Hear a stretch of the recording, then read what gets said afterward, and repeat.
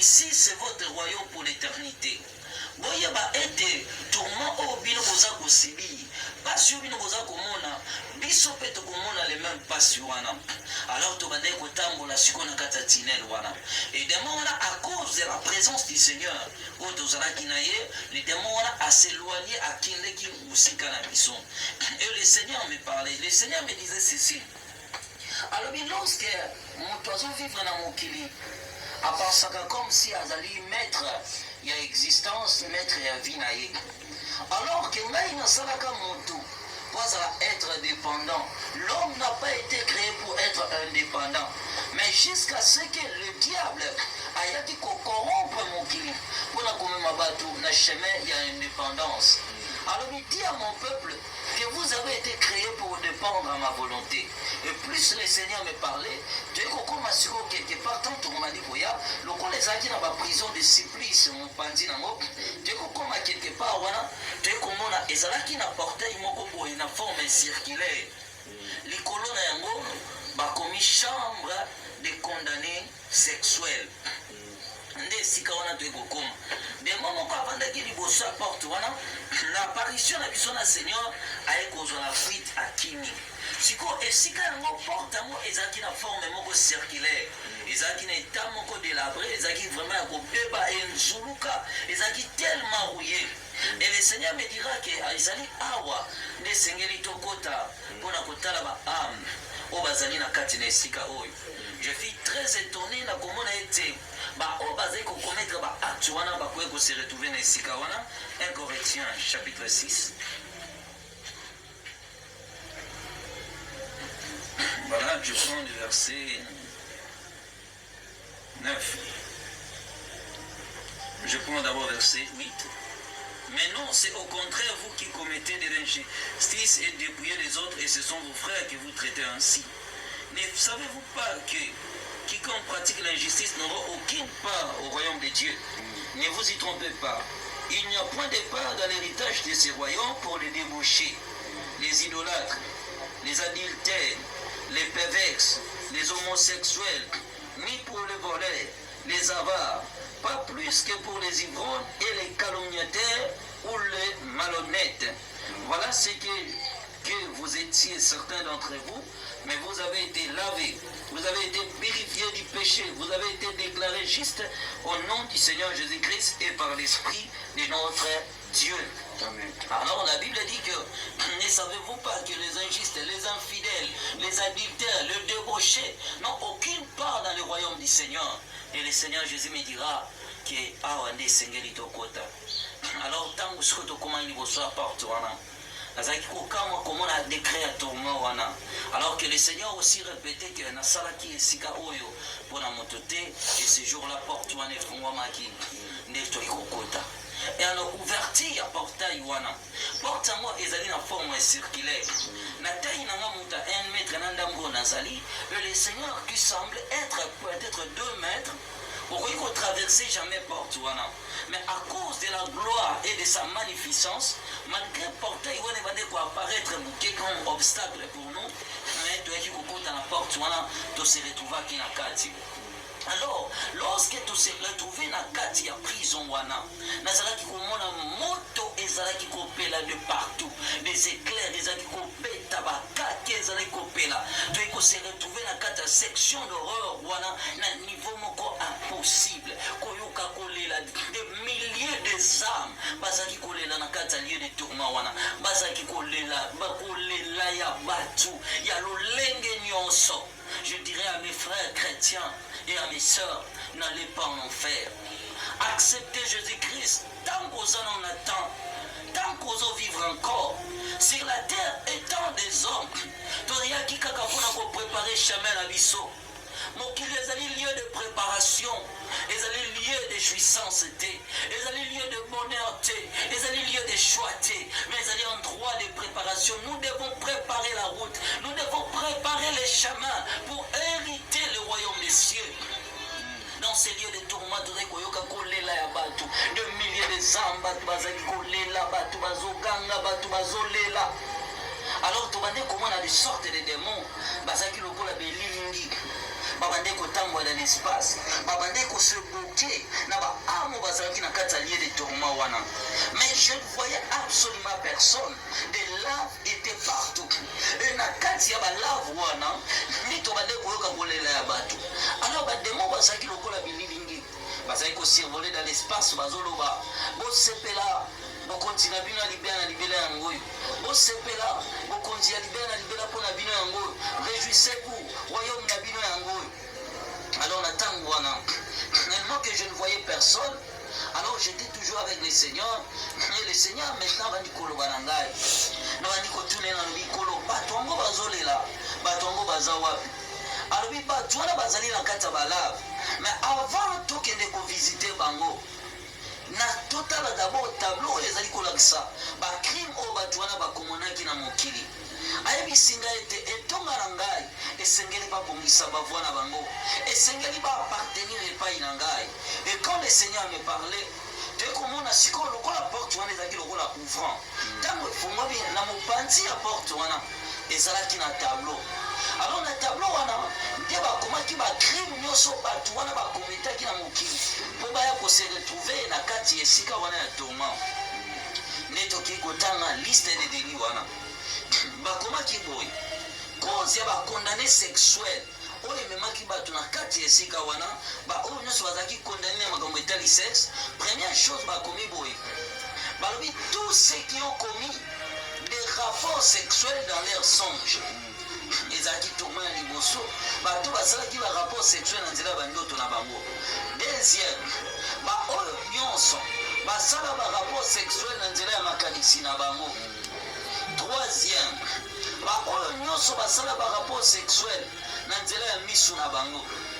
Quatrième baoyo nyonso basalaka barapport sexuel avant le mariage. Cinquième baoyo bazalaki kolanda bafilme pornographique mpe basérie oyo ezali impire ezali kosuye ete ya bato. Bakomi lisusu baoyo bakometaki homosexualité na mokili. Baye kokoma lisusu baoyo bakometaki inceste na mokili. Baye kokoma lisusu baoyo basalaki masturbation na mokili. Mpe baye kokoma baoyo baavortaki mpe baoyo basalaki barapport sexuel na banyama. Nde ezalaki liste ya badeli ya bacrime oyo bato wana bakometaki na mokili. Lorsque sikoyo totangi liste wana nde le Seigneur abandi koyebisa ngai bato nyonso bazali coupable ya baacte oyo bakometre na mokili mpe bazali kosibir châtiment na bango na esika oyo. Mais avertir peuple nanga de faire attention que je n'ai pas créé cet endroit pour l'homme, mais si l'homme se retrouve ici c'est parce que les habitants de la terre ont rejeté ma volonté, ont rejeté ma parole. C'est pourquoi exitaki kanda nangai. Alors que le Seigneur me parlait toaki kolongwa epai tableau wana ezalaki esengelaki sikoyo tokende kovisite bato wana bazalaki na tourment. Mais le Seigneur abisime esengeli tomata mpo tokende kosala visite wana na mopanzi na biso ezalaki lokola na montagne moko ezalaki wana ezalaki sable moko mouvant ezalaki kopela moto. Sable wana ezalaki tellement kopela moto de sorte ya banyama nyonso impie bazalaki kose promener na esika wana. Mais partout tobande koyoka la moquerie des démons et les cris des damnés des âmes oyo bayebaki ete tout ezali déjà fini mpona bango. Alors toyaki koaprete siko montagne wana tobandi komata na montagne wana etango tobandi komata na montagne wana toyei kokoma sur la cime ya montagne wana tomoni etandi moko vaste ya monene na niveau moko impossible. Mais nous avons trouvé des milliers de démons en travail. Badémons wana babande kochumbola mabulu bazochumbola mabulu omona nde bazochumbola mabulu. Moi j'ai regardé les spectacles tellement que tozalaki na Seigneur tozotala siko bazochumbolaka mabulu badémons wana en travail bazochumbola okoka place mosu ekangi livraison ntango koganga livraison babrike ebimi badémons babeti maboko basepeli babandi kochumbola natuni Seigneur bango bazali kosala nini. Alobi bazali kosalela bato mabulu na bango oyo bakovanda ntango bato wana bakokufa na mokili. Alobi na ngai boye moto nyonso na mokili azali na démon de poursuite na ye oyo babenge compagnon invisible oyo alandelaka mutu kaka jusqu'à komema mutu wana na perdition. Psaume. Démon wana azali en permanence na yo accompagne ko vie mobimba po akonduire yo oyeba kokometre mabe po ame na yo efini na kobunga. Alors siko démon wana nde azali kopousse yo na mabe chaque fois yo ozali kokometre lisumu na mokili kuna na lifelu démon wana aza koporte kombo na yo soki prise aza na kombo no prise aston aza na kombo na ngai démon wana alataka kombo na yo. Objectif satan apesi ye kokombatre yo vino mobimba kino mokolo yo kokufa.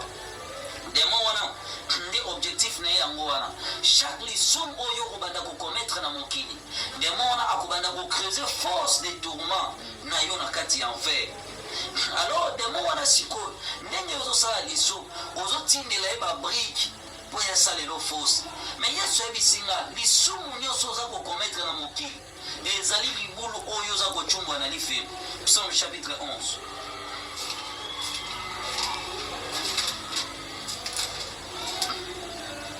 Voilà. Non, chapitre 9, le verset 16. Les païens tombent dans la fosse qu'ils avaient creusée de leurs mains. Leurs pieds se prennent dans le piège qu'ils avaient tendu en cachette. Psaume chapitre 9, le verset 16.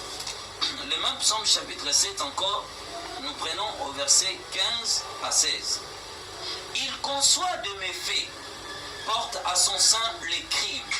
Il couche de la fausseté. Il creuse en terre un trou profond, mais dans son piège, celui qui tombera. Le Seigneur me dira encore, lorsque quelqu'un commet chaque péché au mutaza pour commettre na moki, ce qui na moki au fini mutu imbécile na yo, kuna na lifelu, kombo no egangi. Livraison. Donc il a dit ngai brise na ndimi ngai aston na sali lisumu botongela nga lisu place na nga na ya kovanda tango na kokufa. Libulu wana ekozala na kombo na yo, bakoma na kombo na yo, pe ba demona ba chumbo na kokaka tombo na yo, ya mabe oyo mkoza kokometre na mokili. Et plus le Seigneur me parlait, tu vas dire que les cascos vont traverser ma fosse wana. Tu vas dire que ba démon wana, bazala ki tellement na esengo. Na komona bato mokili bazo commettre mabe, pe bango baza ko chumula bango libulu. Siko soko finga kina tongo, okosi na moi, okosi na midi. À chaque instant, vous allez préparer des sika na yo. Et le Seigneur Jésus-Christ, ndako ya ko révéler nga boy. Alors ici la terre, l'homme doit préparer sa demeure après la mort. Tu vas préparer ta demeure avant de venir. Lorsque tu yambi Yesu, Yesu alobi boy. Na kei ko bongisela bino esika. Donc zabaza ko bongisela ndaku.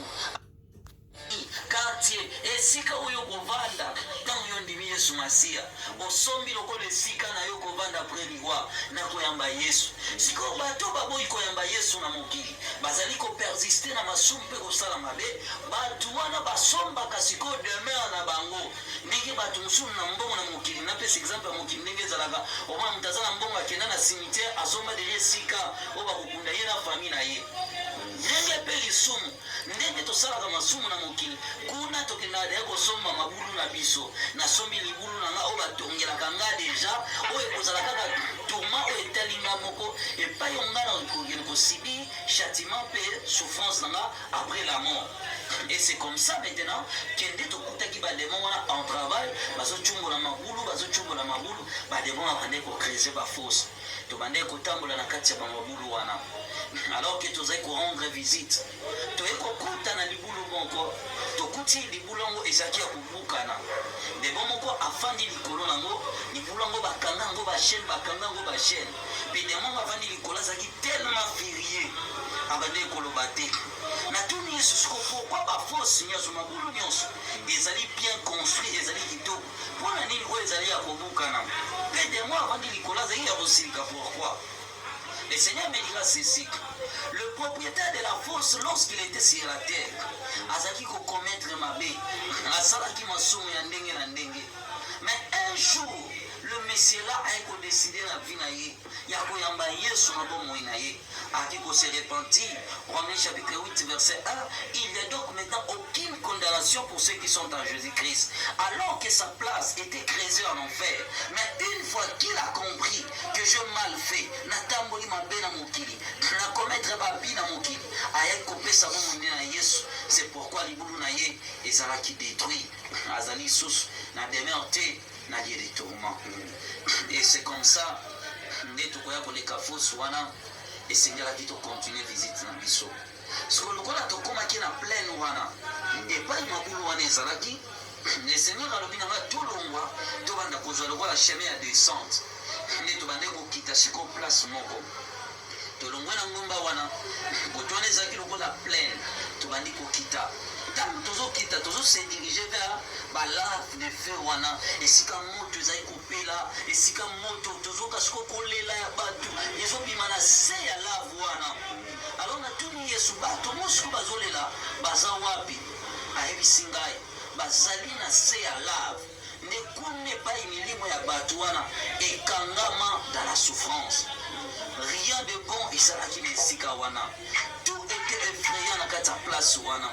Le lieu de tourment kobanga kolela makelele tozali koyoka, alors nazali kobanga siko kodinga na kati ya moto, mais le Seigneur azali korépéter sans cesse que je suis le feu de vos rangs na nzela na ngai nde tokosala no visite na kati ya moto. Et c'est comme ça siko ngai na ye tokobanda koya tobandi kokita na lave, tobandi kokita na lave nde tobandi kodinga. Tangu tobandi kodinga na kati ya lave wana todindi nde komonaka bato badindi na se ya mai, mais biso todindaki nde na kati ya mbodi wana todindi toye kokoma na se. Na kokoma tokomi na se tokuti bafose ya mabulu ya moto, mabulu eza kokrashe moto bafose ekenda oyo ezalaki innombrable donc na niveau moko eleki mabulu ebele toekoloka kolela ya bato. Alors ntango totelemaki wana Yesu ayebisi ngai esengeli siko tobanda kovisite bato bazali na kati ya bafosi wana, tobanda kovisite tourment ya bato bazali na kati ya bafosi omona décret ya jugement ya châtiment ya baoyo nyonso barejetaki voi na ngai epai wana tobimaki ezalaki. Donc ndenge toza na lobaki ete baprison wana eza lokola bacontinent, ndenge na mokili toza na 5 continents, kuna baza nango 351 continents. Sikoyo ya bango eza lokola 2 continents ya mokili esali continent moko ya lifelo nde yango prison. Sikoyo ndenge na chaque continent tozalaka na bapays, ndenge mpe kuna na continent moko to na prison moko eza na bapavillon oyo bareservaka bato kolandisa mapeshe na bango. Na section biso tokomaki wana ezalaki sikoyo premier tourment réservé ya bato nyonso basalaka barapport sexuel na bandoto na bango. Alors le Seigneur me dira esengeli tokende kovisite bato wana parce que wana batiaki bakondamné ya barapport sexuel dans les songes nde tobande kose dirige pai na bango. Alors nabandi kokamwa ndenge ni bato basalaka barapport sexuel na bandoto biso tomona kaka eza nango ndoto eza filme na moni ndenge nini ekoki komema motu awa na esika ya tourment. Yesu ayebisi nga boye ndoto ezali réalité spirituelle ya ame ya motu, ezali réalité spirituelle ya motu oyo moto alotaka nde yango yazali. Moto azali oyo azali na corps te, mais moto azali oyo azali l'esprit na ye. L'homme a 3 parties, il a le corps, il a l'âme et l'esprit. Et l'âme et l'esprit nde yango ezali concerné na jugement du grand jour. Sikoyo na Ézéchiel 33 la Bible dit ceci: l'âme qui pêche est celle qui mourra. Alors Dieu jugera les activités oyo baami ya bato ezali kosala. Et quand le Seigneur me parlait tobande kose diriger na première fosse na libulu ya liboso tozoka motana azolela abi moi je ne peux pas être ici ke nga nakoki kozala awa te, nga nakoki kozala te, nga nakoki kozala awa te. Dieu jugera les activités oyo baami ya bato ezali kosala. Et quand le Seigneur me parlait, tu vas dire qu'on s'est dirigé dans la première fosse. Moi je ne peux pas être ici. Jamais. Mabulu wana ezalaki mabulu ya isolement. Eza lokola prison d'isolement oyo bareserva yo moko ozalaka tourmenté na place wana. Mais to bande kuya mandi ko se diriger na Seigneur. Alors tellement que nazalaki abati na komona likola bandoto ya kosangisa nzoto les âmes ya bato ezali perdi toyaki kokoma siko na libulu wana liboso tokuti mutu wana azalaki na kati ya fosse ntango tobandi kotala ye azalaki squelettique mutu nzoto nyonso bo ezalaki ya kozika azalaki mikuwa na ezalaki siko perfore etoboka moto ezalaki kopela ndenge nini na kati ya libulu na ye moto ezowuta na se soki matie zikisi ye ekozonga ekomi lokola batisson emalgré ekomi lokola batisson mais azalaki kocontinue toujours kozika alors azalaki tellement tourmenté na se ya fosse na ye ezalaki na bainsecte impire oyo bazalaki kose promene na kati na esika wana baza kaka na mission ya koswaka motu wana partout bazalaki kotourmente ye. Apocalypse chapitre 9.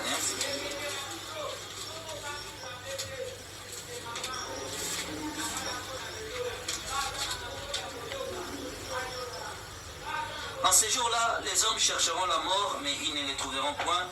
Ils appelleront de leur vie, mais leur mort s'effrira loin d'eux. Verset 5. Il leur fit donner non, pas de les tuer, mais de les torturer pendant. La douleur qu'elle cause ressemble à celle qui pique, à celle d'une piqûre de scorpion infligée à un homme. Alors c'était comme ça maintenant que ces insectes avaient pour mission de tourmenter l'âme de cette personne. Alors Moutouana Zaïkolela Nakata Libulu Naye, Tam Tokomi Liboso Libulu Naye, Tomoni Banabasi Moko ya Mikegwe Aw, Lokola Bazaki na Mompena na Monga Basirene, Bazo Tournaka Esiko Likula Moutunaye, Bazo Lobaka, Mobali Nanga, Mobali Nanga, Mobali Nanga, Mobali Nanga, Mobali Nanga, Mobali Nanga. Moutouana Deke Tomona Ki Nakata Fos Naye, Azaki Akogumbama. Alors j'ai pleuré, j'ai dit Seigneur, Yokela Mawa. Yesu tango ataliye abise mon fils yo posali awa mbala moko ase retressé atombole longi na ye malgré tombole longi azaki na misu te mondongo te eloko tazaki kaka squelettique kaka bombito pa mezo craché bankusu ne bazali kobima abandi kolela lobi mon Dieu Seigneur ngai nakoki kozala awa te je t'ai servi toute ma vie na abandonnaki mokili Moutabo mwana nanga na salela kiyo. Pourquoi ngai na ko se retrouver na sika oyo? Abandi ko bondela Yesu. Yesu ebisie. Soki on se repentira ki kaka avant qu'il ne te soit trop tard. On ngai ko se retrouver awa te. Mais ezali déjà trop tard pour na yo. Okalisu eloko te. Alobi Seigneur na yebi mabete. Na tikala kozala infidèle te na vie na ngai. Nalingaki mwasi na ngai nazalaki na 14 ans mwasi na ngai na 12 ans tolingai na bomwana na biso tokoli ensemble tobalani mais ngai nayi kose retrouver awa balozoloba ke ngai nazalaki infidèle ke ngai nazalaki mobulu tala tourment na ngai nasali nini Seigneur. Yesu azalaki kotala ye Yesu azalaki tellement kolela azoverse ma ya miso ayebisi ete ezali trop tard. Ntango nyonso yo osalaka barapport sexuel na bandoto na yo oyebaki te kozali kokommettre adultère spirituel. Et c'était pour la première fois nayoka ce qu'on appelle cet adultère spirituel. Et le Seigneur, Matthieu chapitre 5, la Bible dit était oya koregarda kokommettre déjà adultère na motema na ye. Alors Yesu ebisinga alobi na ye plutôt que tu es coupable d'un péché spirituel. Ton âme est souillée et ton âme ne peut pas hériter mon royaume. Alors abandé ko supplier Yesu. Alors bi Seigneur s'il te plaît. Ngape na bandé ko tala Yesu na bi Seigneur yokela mawa. Libéré na kata fosse o. Bimisa Yesu s'il te plaît Seigneur. Nini asala ki amabe. Alors ce que tu bandé ko le kalibulu na ye. Ya bandé ko supplier zolo ba Yesu zonga. Yesu zonga s'il te plaît libéré ngai. Benga na bandé ko importuner Seigneur nous tout na ye. nini yasalaki na mokili po asibi châtiment oyo yesu abandi kobetela ngai histoire na ye alobi ete ntango azalaki na mokili alingi mwasi na ye na histoire ya age oyo yoki asili koloba na biso atikala ekosala ekobo moko te na kolinga mwasi ne balinganaki malgré bazalaki bamineur bazali kosambela na eglise moko ya monene eyebani mpe na mboka na biso malgré bande kosambela na eglise wana na Kasavubu frère wana viva enseignement ya malamu oyo bazali kolanda na eglise na bango enseignement kitoko ya kotamba na kobanga nzambe le frère wana ayebisaki sheri na ye te nga na promettre na kobala yo me totosa maloba ya nzambe lolenge bible ezali koloba na biso batamboli na kobanga nzambe age ekopusa na un jour na ba age à 22 ans les jeunes garçons akoya kotrouve mosala abali jeune fille bango mibale bazala fidèle moko takosa moninga me mokolo mosusu mwana mobali awuti mosala abi na kozonga ndako te nazokende mbala moko priere awuti nzela victoire abi na ye nanga maleme makolo nazwa enseignement mpona kende église na biso abandi koya malembe abandi koya akomi juste na station ezalaka na enseignement wana na point mpo kende ponga wi akomi wana arencontre une fille abandi ekoya jeune fille wana azalaki pembe alati donc ndenge bafille ya Kinshasa balataka lelo alati pantalon bakatakata alati sengle tolo nyonso mabele nyonso emati likolo pemba tenisa nzoto aza kongenga la moli alati sengle etiki libumu libanda do azali kosexpose azoya mwana mobali wana mpe azali koya frère wana sikoyo ile yesu azobetelanga ndo oyo tomwana na kati ya likolo wana ntango amoni mwana mwasi wana motema na ye esali nini etutisami amoni tolo mwana mwasi wana ndenge alataki chenete ekoti na kati ya tolo na ye bo motema na ye etutisami akonvoite mwana mwasi wana mposa ya kolanda mwana mwasi wana bandi koleka ye azolinga abenga ye nabenga to nabenga te frère atelema azotala fille wana aleki ye frère abandi kotalatala nsima ya mwana mwasi wana ndenge azotambola motema na ye azomituna nalanda to araisonne mwasi na ye abi bon mposa kaka etungisi ye na motema makanisi mpe esali nini etamboli ye na motu alinga alanda ye abi bon nazaka fidèle na mwasi nanga natika aleki na ye me nzela frère azali kokende motema na ye esi ebebaki soki akiaki atalata mwa mwasi anga ndenge azotambola atali ndenge azodenda akontinue nzela akiaki motema ezosimba te me alobi te nakendelanga kaka akendaki azalaki troublé na bapense mwana mwasi wana yalulaki mwana mwasi wana azalaki possédé na esprit moko ya sirène ti mwana mwasi wana ndenge alataka atikaka nzoto na ekoexpose tolo na ye libumu ne libanda ezalaka esprit wana nde manipulaka jeune fille wana yango ebele ya bafille lelo baza possédé sans le savoir esprit wana moto eposedaka mwana mwasi wana sikoyo ezalaka soki mwa ebimi makasi sirène wana na nzoto mwana mwasi wana abimisaka baekai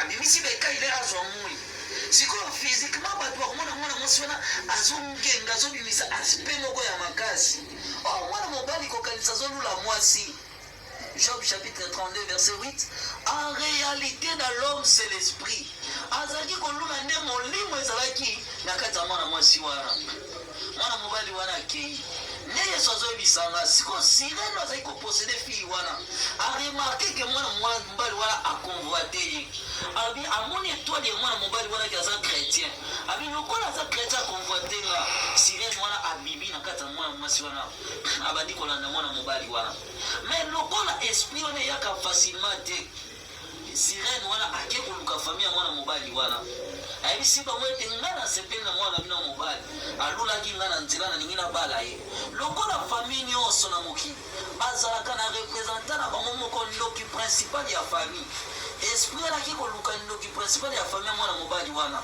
alobi nga na sepeli na mwana bino mobali ndoki principal ya famille abengi bandoki mosusu ya famille ayebisi bango wana makambo nde ezosama na molimo mwana mobali koto alula mwana mwasi ayebaka na ye te kuna sirene ake kobala ye sikoyo sirene wana famille mwana mobali wana balobi kokanga ye mbongo to mabota eza importante na famille na biso po tozala lwa ya mbongo kata mikolo ya mwana mobali na biso mwana biso mobali akufa na 37 ans ndenge oyo tio biso tosengi yo yango wana ndoko obala ye.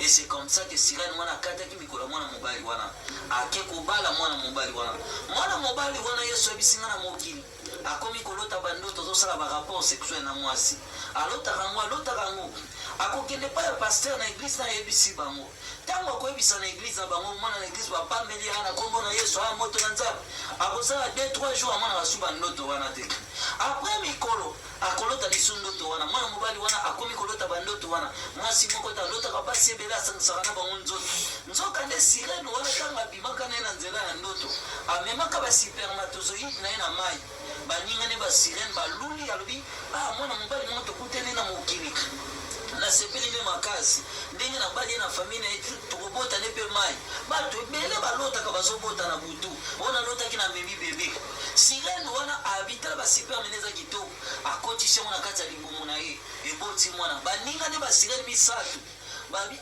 lokola mwana mobali wana aza kitoko biso mpe tolanda ye chaque fois Sirène wana bandeki koya kokushaka na mwana mobali wana na bandoto na ye baningani mpe basirene bakomi koya kosangisa na ye bandoto sikoyo mokolo akufaki akozi ya libala oyo abalaka na molimo yango molimo ne ye na kati ya lifelo kanayebisi Yesu me ezali ndoto eloko nini ya mabe asalaki Yesu ayebisinga bo mariage bato balotaka bamari de nuit barapport sexuel na bandoto baame na bango ezali suye bakokota bokonzi na ngai te na tunisco mokili mobimba bazali presque victime ya makambo wana alobi ete mari de nto femme de nuit ezalaka mariage spirituel oyo esalamaka na vie ya moto avant mari de nuit aya na vie na yo esengeli akende kobala wana libota na yo akobala yo na famille na akoverse dot mingi siko balekaka na délivrance